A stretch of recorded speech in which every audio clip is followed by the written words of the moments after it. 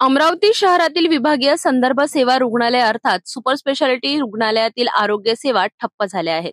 रुग्णालयाच्या फेज 1 इमारतीतील तज्ञ डॉक्टरांच्या संपामुळे यूरोलॉजी, बालरोग शस्त्रक्रिया आणि प्लास्टिक सर्जरी यांसारखे महत्त्वाचे विभाग पूर्णपणे बंद आहेत। गेल्या 10 दिवसांपासून या विभागांमध्ये एकही नवीन रुग्ण दाखल झालेला नाही आणि जे रुग्ण आधीच दाखल होते त्यांना नागपूरला रेफर करण्यात आले। त्यामुळे हे वार्ड सध्या ओस पडले आहेत। पेशंट इथे घेतच नाहीये, रेफर करत आहे नागपूरला। केव्हापासून संप चालू आहे? संप यांचा 8 दिवस झाले। म्हणजे काय म्हणजे नागरिकांना त्रास होतो, मग त्यांना कुठे कुठे पाठवतात, रेफर कुठे कुठे करत आहे? ते नागपूरलाच करत आहे रेफर, म्हणजे हायर सेंटरला।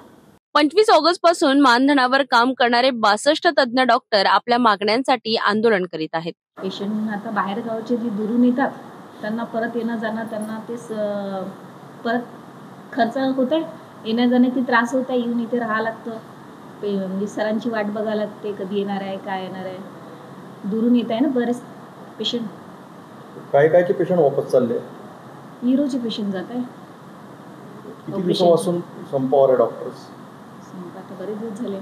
त्यांची मुख्य मागणी म्हणजे 2005 पासून थकीत असलेले मानधन त्वरित मिळावे। गेल्या 17 वर्षांपासून त्यांच्या मानधनात वाढ झालेली नाही, ती वाढविण्यात यावी अशीही त्यांची मागणी आहे। शिवाय शस्त्रक्रियांसाठी आवश्यक उपकरणे आणि पुरेसे कर्मचारी उपलब्ध करून देण्याची ही मागणी ते करीत आहेत। या संपावर तोडगा काढण्यासाठी सुपर स्पेशालिटी हॉस्पिटलचे मेडिकल अधीक्षक डॉक्टर अमोल नरोटे यांनी डॉक्टरांशी चर्चा सुरू केली असल्याचे सांगितले आहे। दिवसापासून सुपरमध्ये तुमचा पेशंट भरती आहे, काय तुमच्या प्रतिक्रिया? 1 तारखेपासून आमचा पेशंट ॲडमिट आहे इथं, शालिनी ढवळे म्हणून नावाचा।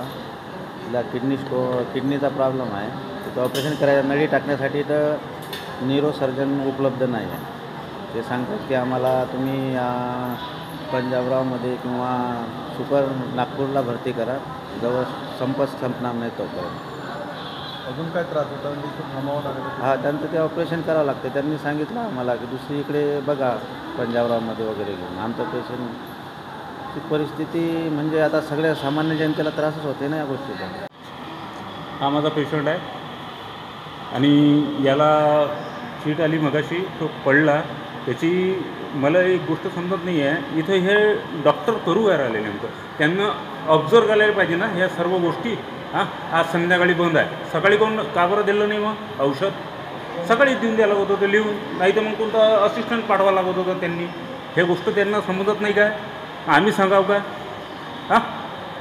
डॉक्टर संपावर गेले, माहिती पडलं होतं? अरे डॉक्टर संपावर पडले मग दवाखाना बंद झाला असं म्हणणं। मग तुम्ही का बरं हे उघडून ठेवता? संपावर गेले तर औषध जर नाही भेटली तर त्याचे पैसे कोण देणार आहे? हे बाकीचे म्हणतात की बा औषध बाहेरून घ्या म्हणते।